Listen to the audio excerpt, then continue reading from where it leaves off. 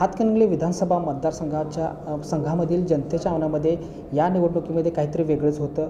कुठेतरी प्रस्थापितांना डावलून नव्या चेहऱ्याला संधी येथील मतदारांनी दिलेली आहेत। या मतदारसंघातील नवनिर्वाचित आमदार सुखराव माने बापू यांच्याकडून जाणून घेऊया त्यांचा या निवडणूक कशा प्रकारे होती, निवडणूक कोणत्या विजनवर ते लढलेत आणि जनतेकडून त्यांच्या काय अपेक्षा असतील।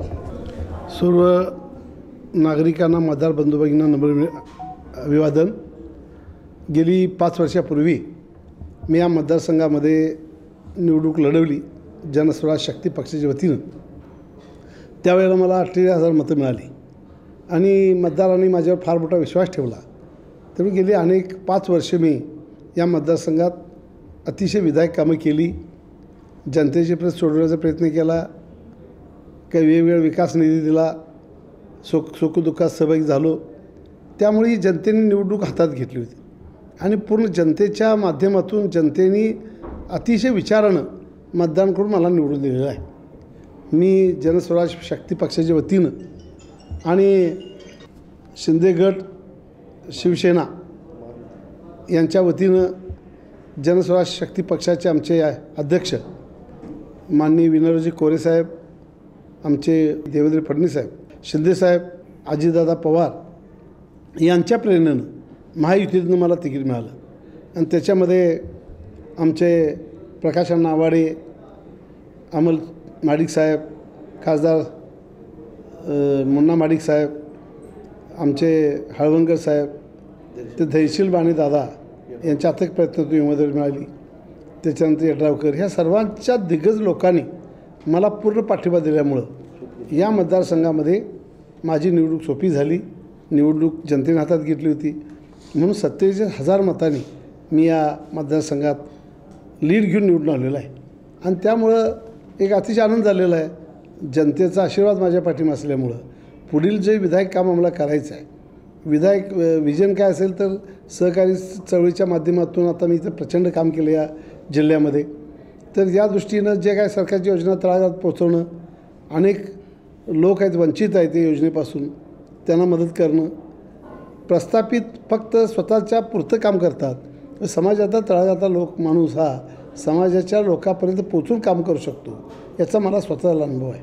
तर मी अनेक प्रचंड विधायक कामाची रचना केल्या, उभारणी केल्या आणि त्याचा अनेक नागरिकांना मी फायदा करून दिला आहे। त्या दृष्टीनं सरकारच्या योजना तळागाळात पोचवणं आणि सहकाराच्या माध्यमातून जेवढं काही विकास करता येईल त्या दृष्टीनं रोजगार निर्मिती करणं आहे, मग औद्योगिक वसाहत असेल, वेगवेगळे प्रकल्प असतील, त्या योजनेच्या शेतकऱ्यांचे काही इरिगेशन योजनेचे प्रश्न आहेत, पाणीपुरवठ्याचे प्रश्न आहेत, अनेक प्रश्न आहेत। त्या प्रश्नाचा मी अभ्यास करून ज्या प्रश्नामधला प्राधान्य देण्यात येईल त्या प्राधान्यानं त्या कामाचा मी पाठपुरावा करून ती कामं करून या तालुक्यामध्ये 5 वर्ष अखंडितपणे तालुक्यात जेवढं काम करता येईल तेवढं करण्याचा माझा प्रयत्न आहे। या मतदारसंघामध्ये कुठेतरी जातीय समीकरणे चालत होती, या जातीय समीकरणाला डावलून मतदारांनी कौल वेगळा दिला।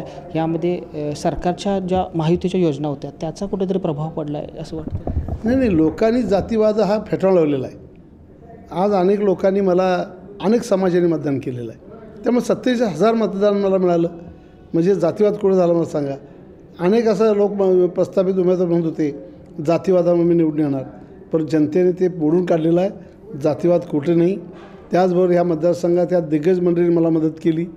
त्याचबरोबर आमच्या मुख्यमंत्री लाडकी बहीण योजना याचा देखील मोठ्या प्रमाणात फायदा झाला। या माध्यमातून आज समाजातल्या सगळ्या माझ्या बहिणींनी प्रचंड मला मतदान केलेलं आहे।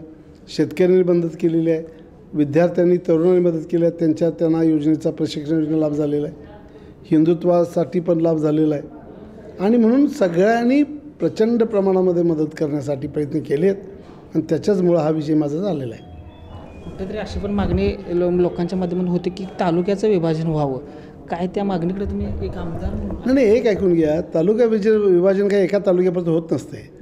तालुक्यामध्ये, जिल्ह्यात, अनेक तालुक्यामध्ये, राज्यामध्ये अनेक तालुके असे मोठे आहेत की प्रत्येकाची मागणी आहे ती विभाजन करावं म्हणून, पण त्याची पॉलिसी ठरली पाहिजे, त्याचं धोरण ठरलं पाहिजे, राज्यामध्ये आणि केंद्रानं त्याला मान्यता दिली पाहिजे आणि त्या अनुषंगाने ते पॉलिसी आता नजीकच्या मतदारसंघ पुनर्रचना जे होणार आहे किंवा महिलांना जे अधिकार मिळाले 33%, त्यावेळेला विभाजन म्हणजे होण्याची शक्यता आहे। परंतु एका तालुक्यामध्ये विभाजन व्हावं तर तसं कधी घडत नाही. तर ती पॉलिसी केंद्र सरकार ठरवेल, राज्य सरकार ठरवेल आणि त्या अनुषंगानं ह्या विभाजनाचा प्रश्न मार्गी लागेल. कोरे साहेबांचा कुठेतरी वारणा पट्ट्यावर पलीकडचा प्रभाव होता, त्याचा प्रभाव इकडं देखील पसरला असं वाटतं? नक्कीच पसरला. कोरे सावकर हे महाराष्ट्रातले अतिशय विचारवंत, बुद्धिमान आणि स्वच्छ विचाराचे नेते आहेत. त्यांच्याबद्दल अनेक समाजातल्या लोकांना आदर आहे. अनेक लोक त्यांच्याबद्दल आदर व्यक्त करतात आणि त्यांचा उमेदवार म्हणून मला पण अभिमान आहे. आणि त्यांच्यामुळं आज या भागामध्ये त्या पूर्वी फक्त 10,000 मतांनी पडलो, एकट्याने ज्यांनी मला पाठिंबा दिला होता.